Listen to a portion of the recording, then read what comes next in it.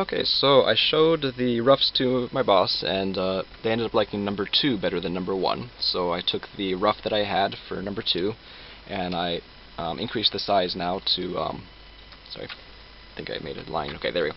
So I increased the size to the full illustration size, and then from here I go into my my Senga phase. This is the outlining phase. In my own personal work, I actually don't really like doing inked outlines, but this is sort of for the anime type style. It's very, in Japan, the line always has a very big role in making illustrations. So it takes a lot more time, in my opinion, to do all these detailed line work instead of just painting it sort of like oil painting or whatnot, which is something that I'm more used to. It's more Western style of illustration, but for the Japanese style, it's useful to do a lot of very detailed line work. So I take this rough and decrease the opacity of that a bit, and then layer by layer I do both first the line work. So here you have my background line work. I just sort of draw it on top of that. And now, depending on how comfortable you are doing line work, you may have to do a more detailed rough first. But for me, I'm pretty comfortable with it. So just with this sort of general idea of what the background was, I was able to kind of just do the line work on top of that without making the rough sketch too detailed. But another important thing for this one was that I needed to get my perspective correct. So I don't know if I still have this perspective layer in here. Yeah, I don't see it here. But you can tell that there are some differences in the way that these are lined up, and a lot of that was because I needed to correct the perspective from the original rough, because the rough was done very quickly, and I wanted to make now this is going to be the final illustration. I wanted to make sure my perspective was correct, so I fixed that all up. And in Clip Studio Pro, there's very useful tools to do perspective. So if people are interested, I might go into tutorials about that in the future. But for now, I'm trying to keep this as general as possible, so you can use it for whatever software you're using.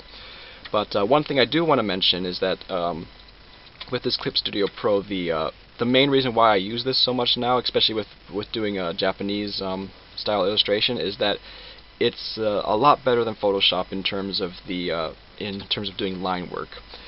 The reason being is that you can make what's called a vector layer. So this layer here is a vector layer instead of a regular Photoshop type layer. And vector layers, instead of saving the pixels, they save by path.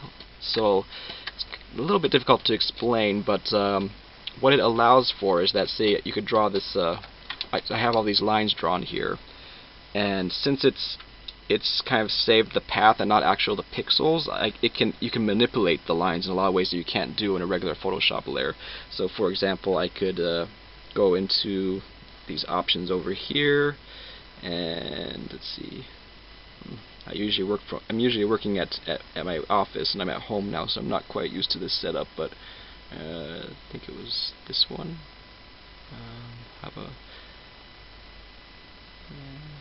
This should work. Yeah. So you see, maybe I decide that this line is a little too thin. I could go to this option here and just tell it to make it thicker, and go like this, and it will just keep making the lines thicker for me. And that's sort of an option that you really can't do in Photoshop, but in Clip Studio Pro it allows you to do that, which is really good for editing afterwards. And oppositely, you can make the lines less thick as well, but I won't go too much into that.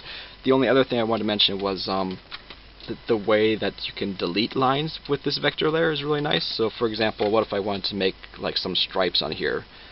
In Photoshop, you'd have to probably draw these one by one and get them perfectly right, and then kind of erase just the area you want. But with these vector layers, what you could do is you can just pay no attention to the area outside of the lines and just kind of draw outside the lines like this. And then what you do is, all you have to do is touch here, and it will automatically delete up to the point where the lines intersect, which is another very good time-saving tool. So if you're interested, check out Clip Studio Pro, or also Manga Studio, or Illustrator Studio. I think they're all made by Clip Studio is the company, and they all kind of have these functions which are really useful for when you're doing Japanese style illustrations with a strong emphasis on the inking line work. So, but I don't want to get. But anyway, sorry for that that detour. But now we're going to get back into our main topic. So we put the basic lines for the background, and then I added like some color just to kind of separate it. And next layer of the background, I had this chair here, so I put the chair there, and then once again to separate this, I filled that in with color. And just to show you real quick how I do that, so I make a new layer here. Basically, I just take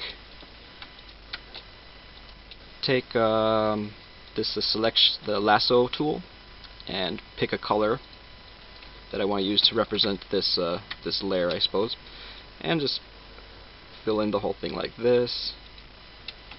And then after it's filled in, now this is not the best example because I have some open lines here, but I'll fix that real quick.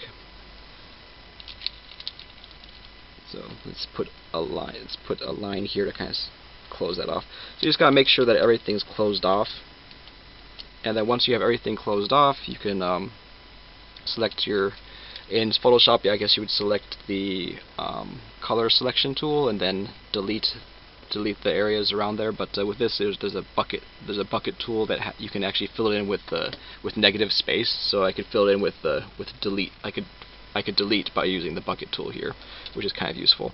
So if it was Photoshop, instead of using the bucket tool, you probably come up here to the I'm not sure what this is called in English. Sorry, but the I think it's color selection tool or something.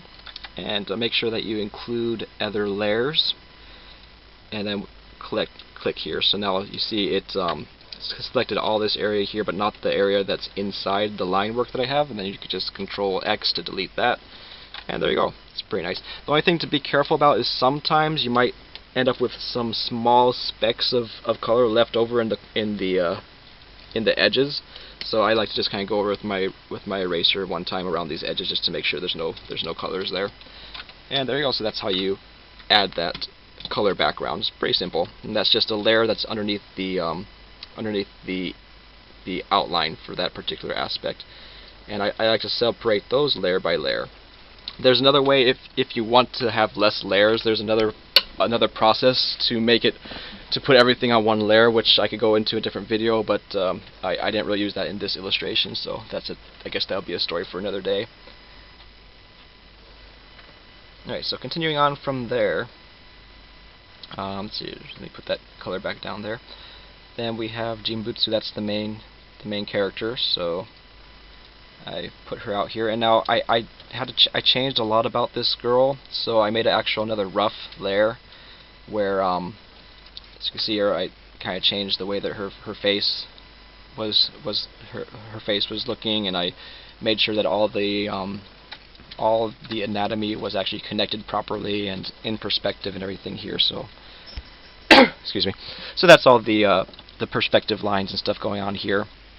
And after putting those notes, then I went on top of that with the inking. And after I finished inking, that's when, like I said before, I probably would want to turn off the other layers while you do this. But after you finish inking, then you go ahead and you fill in the color again, and come up with, ends up being like this. And I just fill in the color to make sure that each layer is kind of separated from the other, because if you don't fill in the color, you see how things just start like running on top of each other and gets kind of hard to understand, to figure out what's going on. So I fill in the color like this to kind of keep things separate. And so then that was the main character, and just kept that same process, continuing on up layer by layer until I had it sort of set up like this. And then that was my basic. Now I have my basic outline of how things are going to go. Let me just get rid of the rough, because we don't really need to see the rough anymore. There you go. So there you go. So that's basically the inking phase. So the next part we'll be going on to is the coloring phase, or painting phase, I suppose.